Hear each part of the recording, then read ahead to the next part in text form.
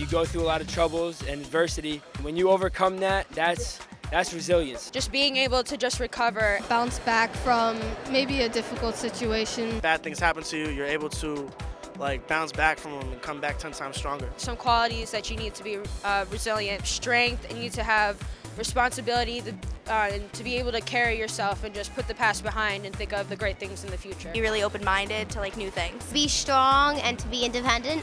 You need faith in God. You need love. You have to believe, you have to have faith. No matter the obstacles that come in your path, no matter how hard the situation or how hard the struggle, just keep going up and being unstoppable. I do think I'm resilient because I'm very good at adapting to change in my life because I've been through a lot of things. I think I'm resilient because I never give up. I would say so. I've dealt with a lot of hardships in my life, and I must say that I'm mentally strong because of them. I am resilient because my mom and my dad, they taught me how to be. And they showed me the way, they showed me how to battle when you're in trouble. Sometimes life throws a lot at us. Have you ever been faced with a challenge you thought you couldn't handle?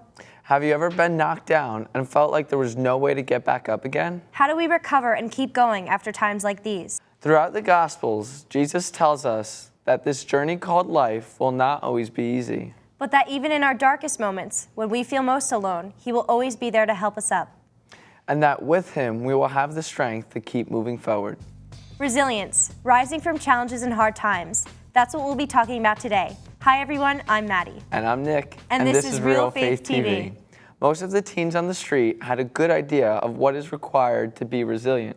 We'll talk with them more in a few minutes, as well as meet our studio guests. But first, let's meet our spotlight guest, Florence Egan. Flo has worked as a youth minister in the Diocese of Trenton and is currently working as a disaster caseworker in Ocean County, New Jersey. She will share with us her incredible story of resilience. And how her hope and courage helped her make it through a desperate situation. As a young mother, I was diagnosed with bone cancer. I had 8 major surgeries lasting 16 hours. They basically reconstructed my whole chest wall. They removed the ribs, they removed my lung, they removed all the muscle tissue, and they implanted a metal plate, which then allows me to breathe and protects the other vital organs that are around the lungs. One of the biggest fears that I had when I was hospitalized was not getting back home again. I had 3 little children that I would not allow them to come and see me in the hospital in that condition. So my resilience came from wanting to see them in person again. Also, my mom was a big help to me at that point because her faith in God was so strong that she said to me, God will bring me back home. So she would not come to see me in the hospital because she wanted to make sure she could see me in my own home again. So then I began to heal in a different way, heal from within, as opposed to physically I was healing. While I was in the hospital, the things that helped me through were a tremendous medical team, also parishioners from the parish that I belonged to and I was raising my children in. They were a tremendous inspiration for me because I was very angry, I was very frustrated. I couldn't understand why this happened to me. Up until a very close friend of mine came to see me and I questioned why? And he looked me right in the face and said, why not? Why not you? What makes you think you're different than any other human? That then began a whole new journey for me. I absolutely love Flo. I love how she's so humble about her whole experience. Flo's story was really inspiring to me. Yeah. Let's see what kind of inspiring, resilient stories our studio guests have. Okay, today in the studio we have Charles, Monique, Lauren, Drew, Rebecca, and Ariana. What are some of the hard times you have had in your life? And how do you cope with them? Well, I am adopted, so I came to the house I live in now when I was 2, and my adoption was finalized when I was 7. And I'd sleep with my shoes on because I always thought that my birth parents were going to come back and get me, like that this home was temporary. I had family visits with my dad, and he had informed me that he had another daughter, and I was so mad, and I just didn't understand why he could have another daughter and he had to give me away, but he could keep her. So my mom finally told me that My father had given me up because he wanted me to have a better life. He wasn't stable. So I learned to cope with it by realizing that he did it for a purpose and that he wanted me to have a better life. I'd say that one of the first major sad moments of my life was when my grandfather passed away. I just remember losing it. I mean, it was the first death in the family for me. That's when I wasn't very connected with my faith. And like soon after that, I started, for some reason, gaining more trust in God by going to Mass and stuff like that. And now 2 years later, I have more trust in God. I know my freshman year in high school was a really rough year for me, especially in the beginning, because my great-grandma had died, and I was adjusting to high school life, and some of the classes were just really difficult. And I think at that time I really just turned to music to help me out and cope. Eventually I kind of, settled in and found myself. Last year, all my friends and I were starting high school, so, it's a big year, and, people are really insecure. Well, the group of friends that I had that I thought were my really good friends just started leaving me out, and I didn't know why. And I think that was one of the hardest times for me, because it's such an awkward time starting high school. And to cope with that, I was praying a lot. I was trying to talk to them to see if I did anything that made them not want me around. But I really think that my faith helped me through it, because I started to realize that it was happening for a reason and that God had a plan for me. I think for me, hard times in my life is when I felt alone, if I had no one to rely on, that no one had my back, and it's something I still haven't learned to cope with in a healthy way. We must understand that hard times are a part of life, and we will all experience them at one point or another. Jesus told us in the Gospel of Luke, chapter 9, that if anyone wishes to come after me, he must deny himself and take up his cross daily and follow me. Our Holy Father, Pope Francis, added to this divine teaching by saying, there will always be difficulties, persecution. There will always be, because he traveled this road before us. Each person's cross is different, but nonetheless, we all have crosses to bear at different points in our lives. Maybe it will be a rough breakup, or your parents get divorced, or the death of a loved one. Maybe it's periods of great loneliness, or something that only you would understand. Next, we ask the teens on the street to share their personal stories of resilience after dealing with the difficult challenges. Let's hear what the peeps on the street had to say. One of my friends, he was dealing with family trouble and some bad grades, but he always knew that he could never quit, that he always studied, and he's in really good shape. Family problems, my mom and my dad. My mom, she has Parkinson's, and my dad's been in the hospital for about a week, and, he got out the other day, and you know what? After that, I feel strong. I feel strong after they've done it. My friend was dealing with his father being a drug addict, and through all the hardships and ups and downs he's seen her father go through, came back from it, and now she's graduating college with an amazing GPA. I was involved a lot with drugs and gangs and stuff like that. I ended up dropping out of school, ended up getting kicked out of my house for 2 weeks. That's when I decided to just keep going to church, go to church and just have faith and think positive. And fortunately I progressed. I'm clean, I haven't done nothing wrong, I'm not in the streets no more. I got my GED, and hopefully I'm pursuing to go to college and stuff, My own personal story of resilience occurred last September, right when school started. It was actually the very first week of school, and my Nana, who is somebody who I was very close with and looked up to as a mother figure, passed away from cancer. I really offered up my sadness and sorrow to him, and also read his word, and it helped me reassure her that I will meet her again someday. For me, my story of resilience was just the last 2 weeks. I was in Africa. The first night I woke up, I slept on a yoga mat, no running water, no electricity, and I woke up and there was these 2 huge spiders on the wall next to me, and I had to swat at them, and they ended up running away and going under my bed, which freaked me out. And what my resilience came from seeing the kids smile, seeing them so happy. What about you guys? Where's your stories of resilience? I say that one of the first things that comes to mind when I think about resilience is that actor Danny DeVito. He's around 5 foot tall. He's not very tall. He's a pretty goofy guy. I thought of him because before he became who he is today, I heard that he went to over 140 auditions before he even got his first within his acting career. So I thought, like, for a person to go through that many rejections and that many auditions without thinking, oh, maybe this isn't right for me. Maybe I should go back to school or get another job. And for him to keep pushing, to push forward, to get to where he is today, I think it just takes a lot of strength. And that kind of reminds me of J.K. Rowling.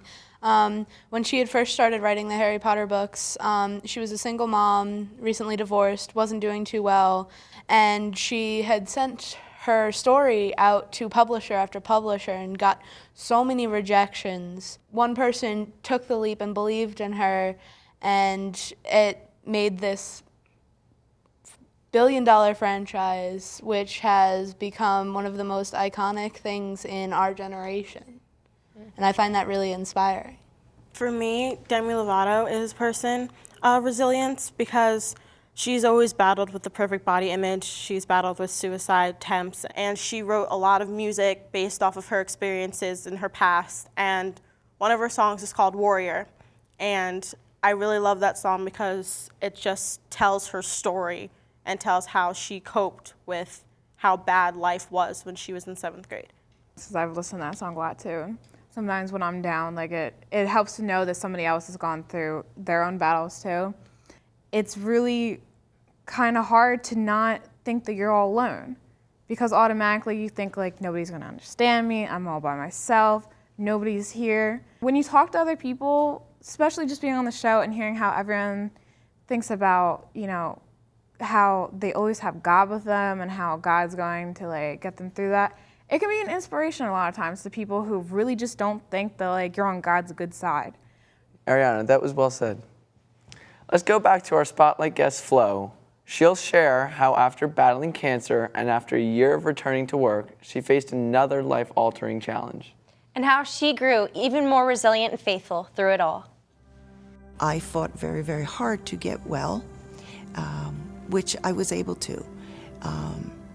And I was able to go back to work. And I was 2 days shy of being back to work, a full year, and I was broadsided by a cab driver that drove up the wrong side of a one-way street. And I wound up in the trauma unit for quite a few weeks with a severe head injury, as well as other injuries. My elbow and my arm was crushed. I was in and out of consciousness.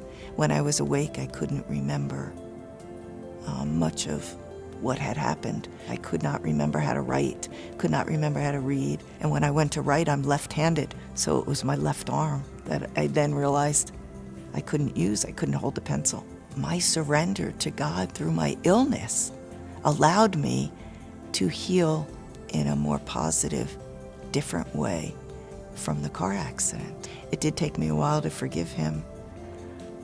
However, I have. The role of forgiveness played a huge part in me being able to move forward. To be able to forgive someone, it was a freeing of me to be able to move forward in my life.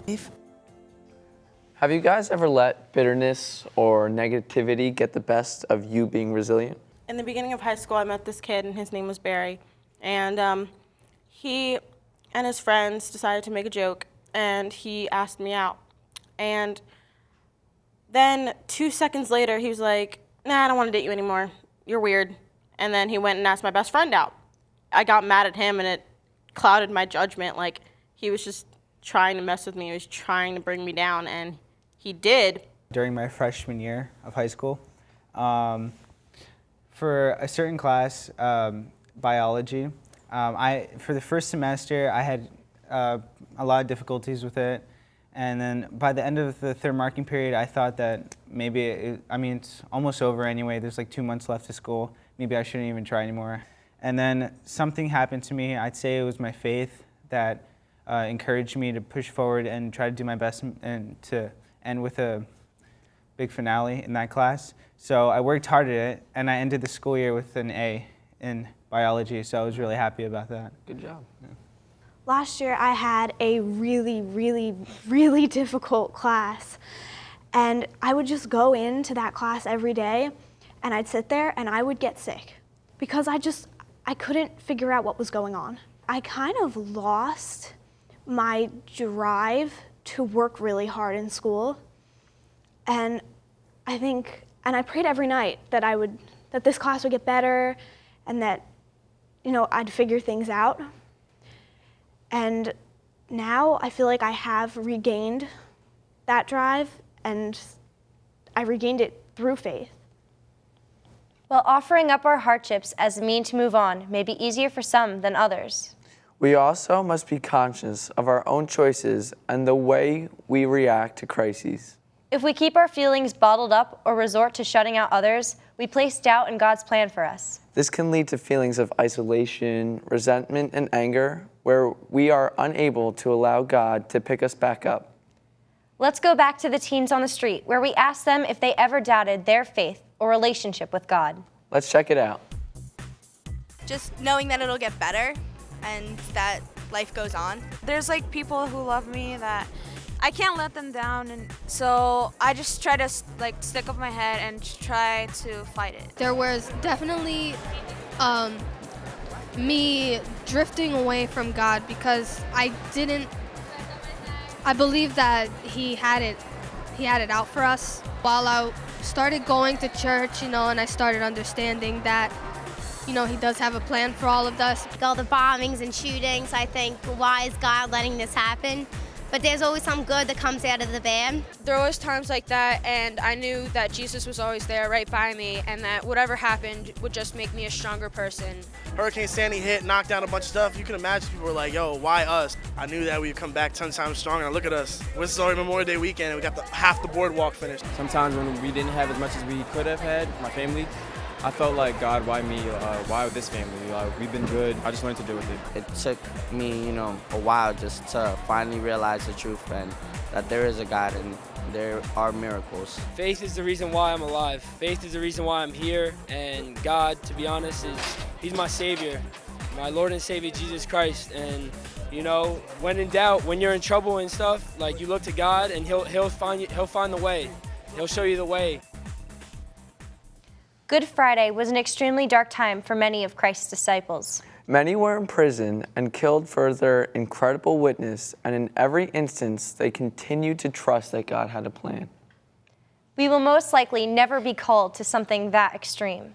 But when we bear our own crosses, we can look to them as examples, knowing that with God, we can endure any challenge. Let's go back to Flo, where she'll share with us how she relied on God in her darkest and most painful moments. Many times that I will share with teenagers, especially ones that are going through hardships, are A, you're not ever, ever, ever alone.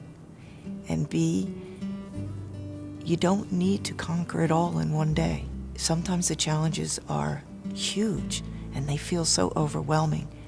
But if you take baby steps, just set little goals, one at a time. I did the same thing. They were goals such as, let me be able to keep my medication down today in my stomach. Another day was to be able to sit in a chair for a half hour.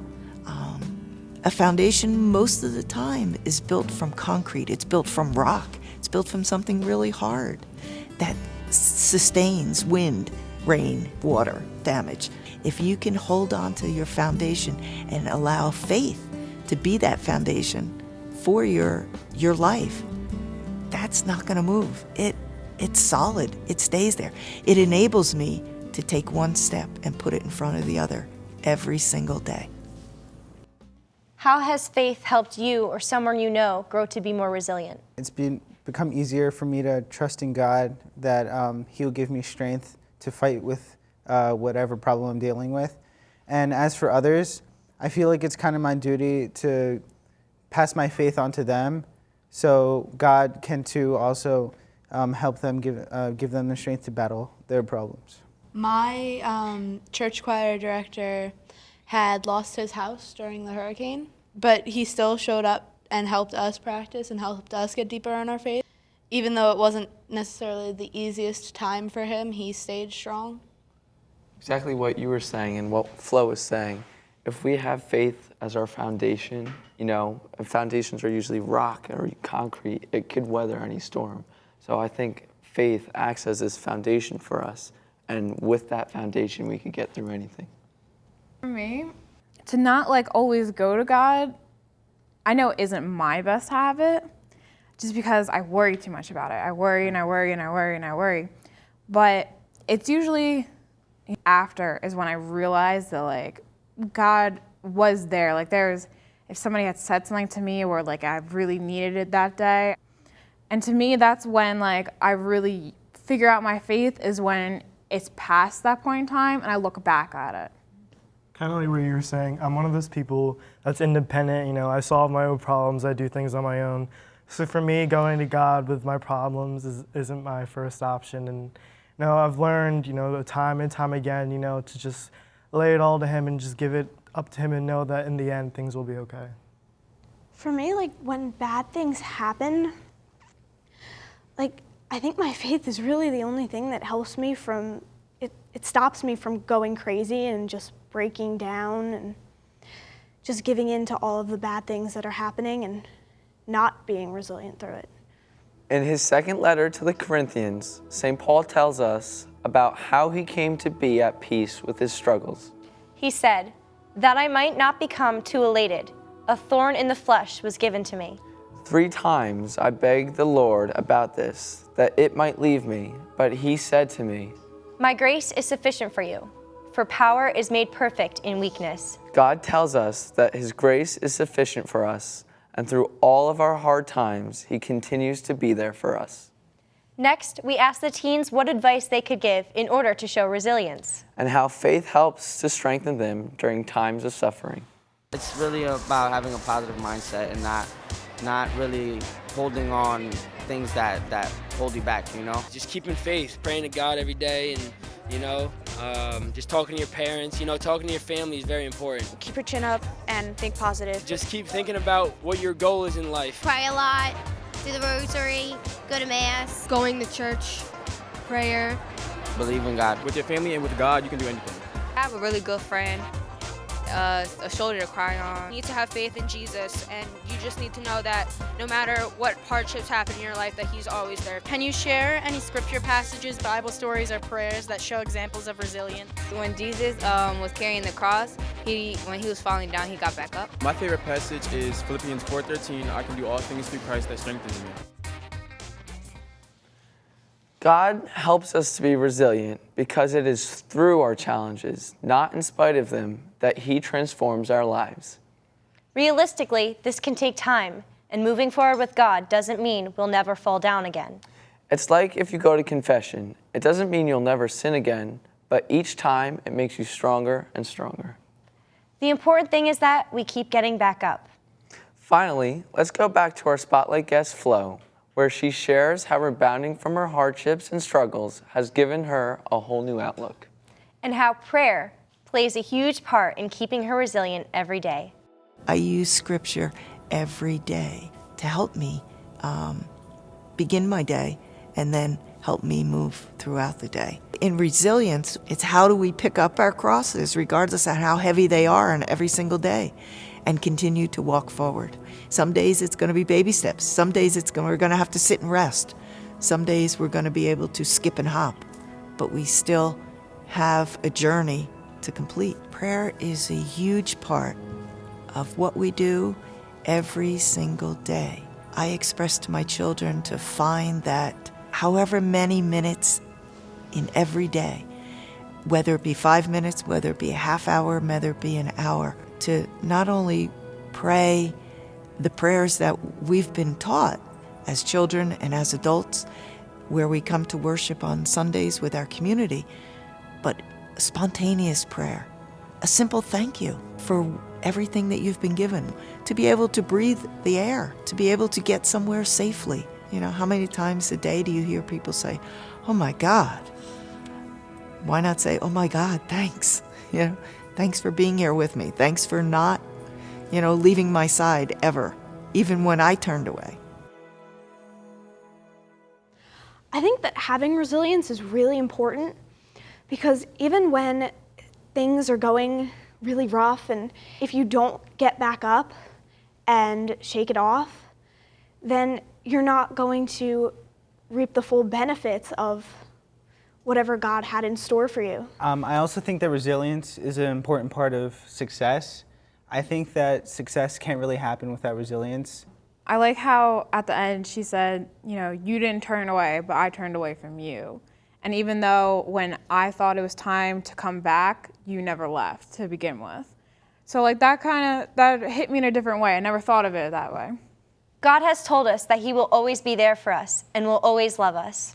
And it is this reassurance that can help us to be strong and get through anything life throws at us.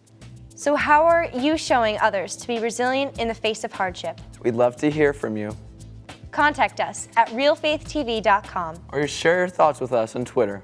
And we'll leave you today with this prayer from Blessed Teresa of Calcutta. Make us realize that it is only by frequent deaths of ourselves and of our self-centered desires that we can come to live more fully. For it is only by dying with you that we can rise with you. Thanks for watching. We'll see you next time on Real Faith TV. God bless.